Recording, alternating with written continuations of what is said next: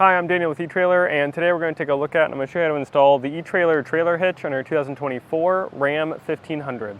If you're somebody who's going to be doing some heavy-duty towing with your Ram, maybe you're taking that camper to the campsite or a big boat to the lake, this hitch is going to work great for you.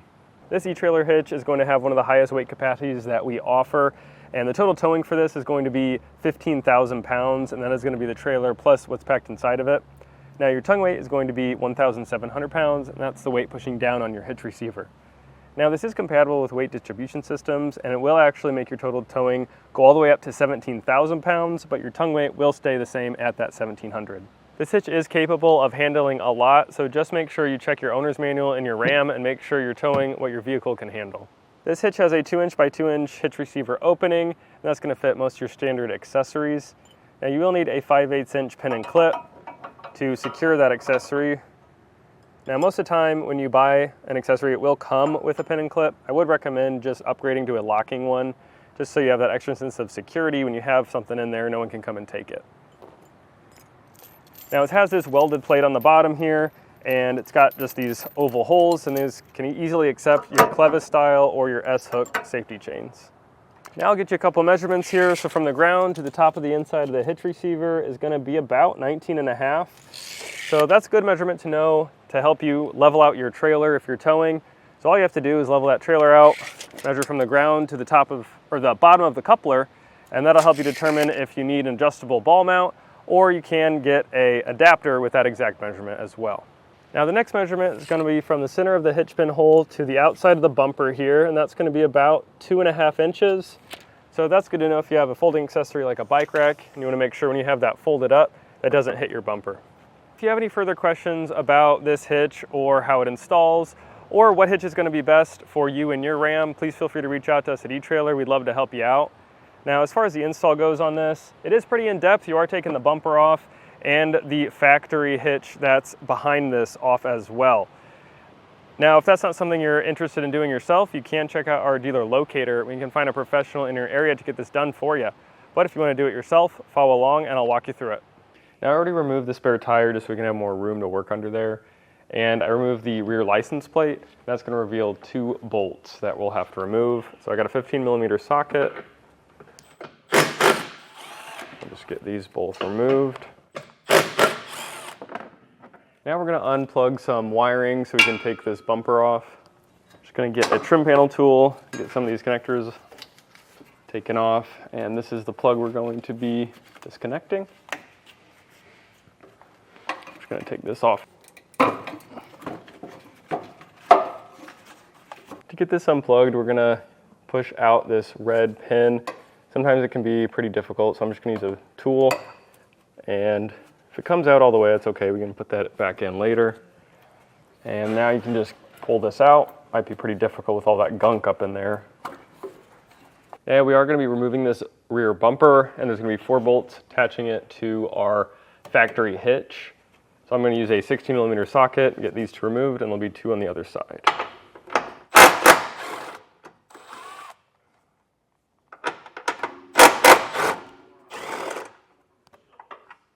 And when taking these off, just make sure you are supporting the bumper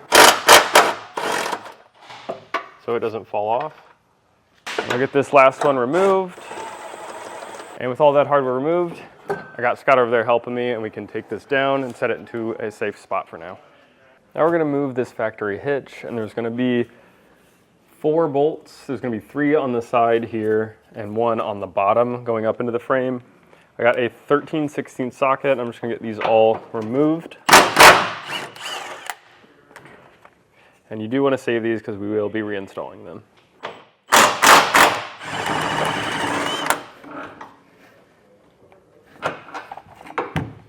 And the bolts that's higher, closer to the bed, it's hard to get with the impact, so I am just using a ratcheting wrench here to get this out.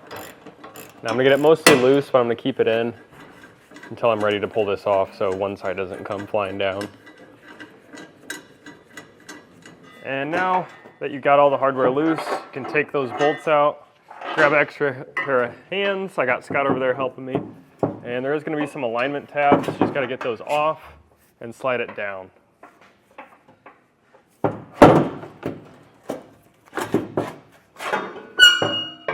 And now we can just set this to the side.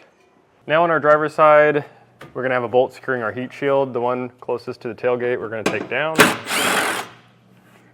And on the passenger side, there's gonna be two that we have to take down.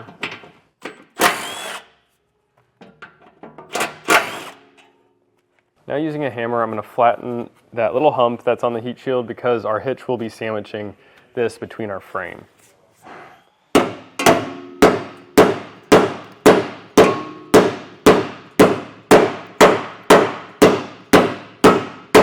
Now we're going to fish some hardware into our frame, and you're going to get your carriage bolt that comes in kit and a spacer block. I'm just going to put those together, and I'm going to get our fish wire on here. I'm just going to screw that spiraled in all the way. And the holes we're going to be using is this big hole up front, the hole in front of the threaded hole, and this big hole near the back of the heat shield. And something to keep in mind is when I put this through, you want the spacer to be the long ways with the frame. You don't want it to be like this because that'll give you hang-ups. So I'm just going to put our bolt in this big hole, followed by our spacer block, and pull it down. Now this middle hole, I'll put the fish wire coiled in through that first, and bring it all the way out. I'll put our spacer block on, followed by our bolt. Now I'll just put that in the frame, put the bolt in there as well, and get that pulled through. Finally, the bigger hole, we're just going to do the same thing, the reverse fish wire technique, where we just put it up through and pull it down. And just do the same process on the other side. I got Scott back helping me lift this hitch into position, and we just want to get all those fish wires and put it through the corresponding holes.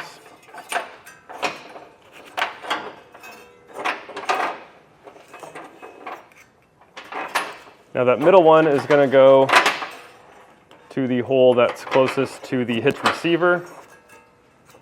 And that other hole, we're going to use that factory hardware. Once we do that, we can lift it up. We went ahead and got one of the hardware started just so it could hold the weight of the hitch. And what you want to do is just pull that fish wire off and get your flange nut started.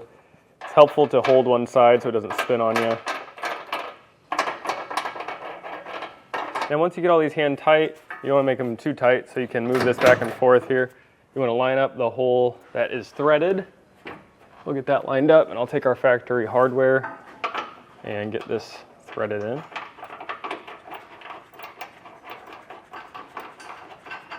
Now we can put the bumper brackets on. So these are going to be the brackets that the bumper will get secured to. So there's going to be a side with 3 holes. So I'm going to put that on the inside of the frame here. And those 2 oblong holes at the top, we're just going to put those long factory bolts back through. And on the other side of those long factory bolts, we'll just put a flat washer and a flange nut.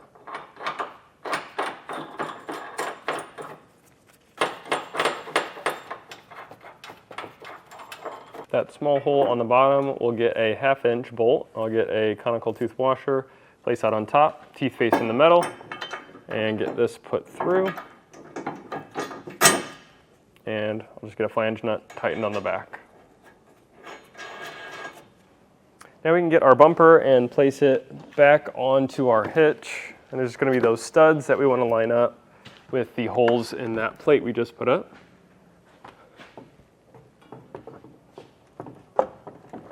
Now we get our flange nut that comes in the kit and get that threaded on that stud. Those holes that were behind our license plate, we'll just get some M10 bolts, get those through, and I'll just put flange nuts on the other side. You can get that plug reinstalled. Same way we took it off, you just want to flip up on the white latch. Now we can tighten and torque everything down. I'm going to use a 19mm socket and get the ones tightened down to the frame first.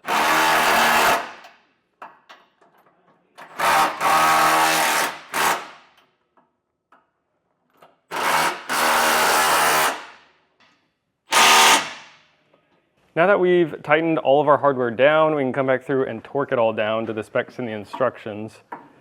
And if you don't have a torque wrench at home, you can usually rent one from your local auto parts store, or you can pick one up from us at etrailer.